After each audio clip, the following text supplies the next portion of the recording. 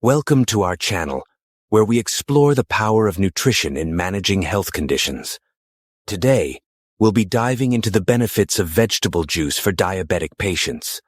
Diabetes is a condition that requires careful management of blood sugar levels. One effective way to do this is by incorporating vegetable juice into your daily routine.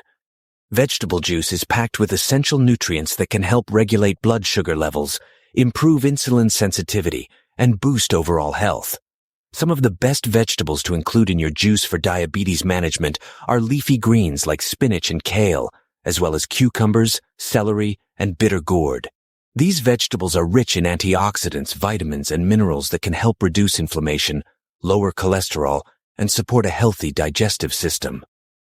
A simple recipe to try is a green juice blend of spinach, cucumber, and celery.